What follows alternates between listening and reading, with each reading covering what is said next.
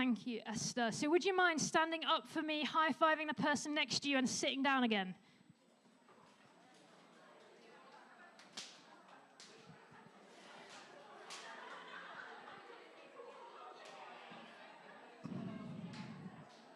Great. I just wanted to check who was obedient, that was all. So this morning, we are continuing our Immeasurably More series as we journey through Ephesians. So you might want to have that passage open in front of you as we look at some of those verses together this morning. I'd love to talk for just a few minutes about finding our identity as children of light. So I've got a light strip here this morning. And it might get a little bit bright later, so just to pre-warn you, if you don't like light, can't manage light intensity, then you might want to just look away at certain points, but I'll pre-warn you if it's going to get particularly bright. So how many of us, when we're asked to not do something, are immediately filled with a temptation to do it? I'm one of those people. Obedience, the idea that we will do as another person tells us to do, can feel a bit heavy. It can feel maybe a little bit unpopular, maybe something that we don't want to do. And this passage encourages us to live as children of light, to live in a way that is good, right, and true, to have nothing to do with darkness and things that aren't good for us. And sometimes I wonder if we can think about obedience a little bit like an on-off switch. You see, maybe we're either obedient or we're not. Maybe we either do as we're told or we don't. Maybe when we get home from maybe work or school, maybe some of us are good at putting away our shoes when we know we should, and maybe some of us just aren't. I can see the Presswoods looking at each other right now.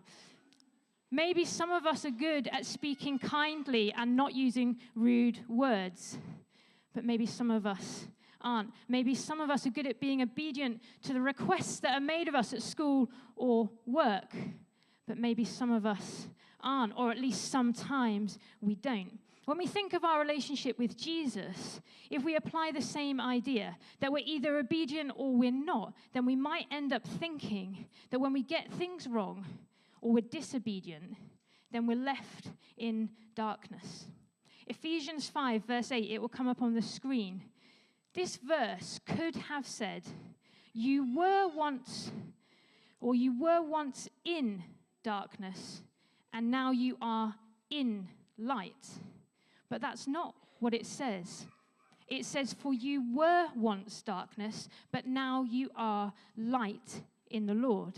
Live as children of light.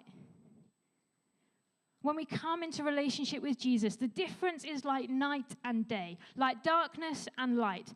His love for us is immeasurably more than we can imagine. The transformation he wants to bring in our life is more than we can even get a hold of. You see, he loves you immeasurably more than you could even understand.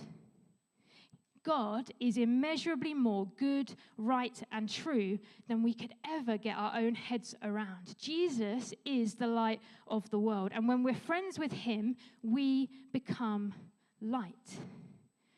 So Dale, you're sat in a row where there's some light. There's a light bulb just at the end, and if you should be able to find a switch on the wire. Could you switch that on for me? Dale has got the light of Jesus in him. No matter what he's faced, no matter what circumstances he's going through, he loves Jesus, and his light, Jesus' light, shines in his life. Flick, sorry to pick on you, but you're sat quite near the light. There's a light at the back there. Would you mind switching that on for me? Flick loves Jesus, and when she's at school, she shares about her faith, and she's got friends coming to Focus because she's been bold and willing to shine the light of Jesus in her school place. Ellie Mae, would you switch on that light just there? The switch is on there. Ellie Mae went to college just over the road, heard about Jesus, and now has the light of Jesus in her life. And so where she goes, the light of Jesus is.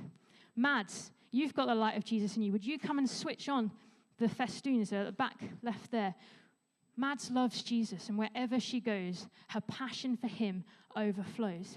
Caleb and Belle at the back on the sound system love Jesus. And they shine the light of Jesus as they serve him, as they humbly talk about him. Because they know Jesus, they shine his light. You see, our new identity and our activity is to live in the light. So how do we do that? We get close to Jesus. If you're friends with Jesus, we become light. And as we live our lives with him in his presence, learning to live more like him, the brighter the light will shine. Just a little warning that I'm going to increase the intensity of this light, so you might want to look away if it's going to upset your eyes. So as we worship wholeheartedly, expressing our love for Jesus, it becomes more visible to those around us. As we pray, as we seek God's will for our lives, for the lives of those around us, as we pray for his kingdom to break in, the intensity of Jesus' light shines brighter. As we read the Bible and we long to understand him more, the intensity of his light increases in our lives because we're spending more time with him. And as we spend time with one another, sharing the goodness of who he is, Jesus' light shines. I'm going to bring it back down, don't worry. Our identity as children of light becomes even more visible to those around us as we spend more time with him. To live as children of light means to walk around. It's not a passive thing. It doesn't say sit still and be the children of light. It's an active thing that we do. So as we spend time getting close to Jesus, the light of the world, his light becomes our identity because our obedience to his light in our life is an active thing. It's also something we get to grow in. Obedience is not an on-off switch. Obedience is something that we get to actively walk in, grow in, have the opportunity to increasingly practice and get better at. You see, when I was a teenager, I used to really struggle with using rude language at school and on my football team. And as I tried to spend more time with Jesus, I realized that some of the things I was saying weren't very kind, and it wasn't a good way to act. And so increasingly, the rude language I was using decreased. But more than that, as I spent time with Jesus, I realized that my words ought to be kind, compassionate, loving, and encouraging. And it took time for me to grow in that. And still, even today, as I try and give to God the things that I struggle with, he transforms what I've taken and tried to be obedient in and says, Juliette, there's more for you to be obedient in. So now it's not just what I say, it's what I think. I want to think kind things, encouraging things, thoughtful things, not just not say rude words. There's more obedience for me to step into. And as my heart is transformed, as I follow Jesus and he's the light of the world and his light shines on my life, my obedience begins to look gradually more and more like I'm trying to follow him in every single part of my life.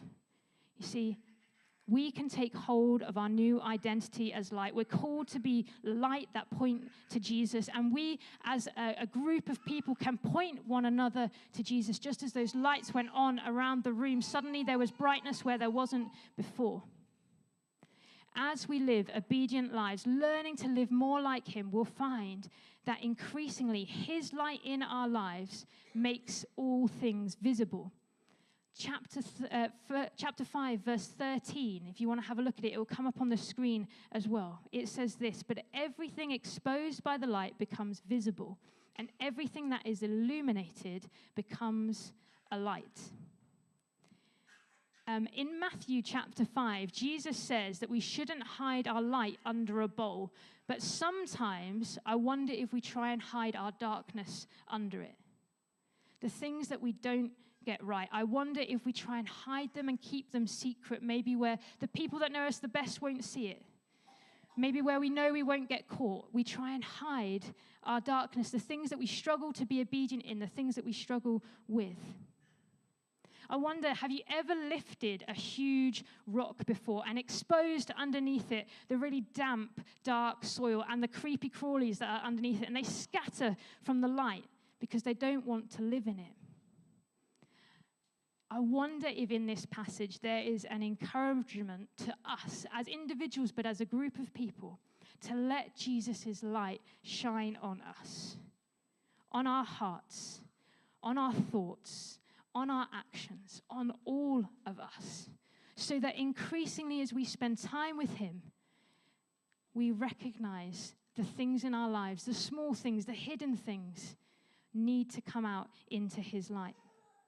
To get close to Jesus in such a way that his light makes all things visible, inviting us to be immeasurably more obedient. There is always more that we can step into because his light is immeasurably brighter and more intense than we could ever imagine.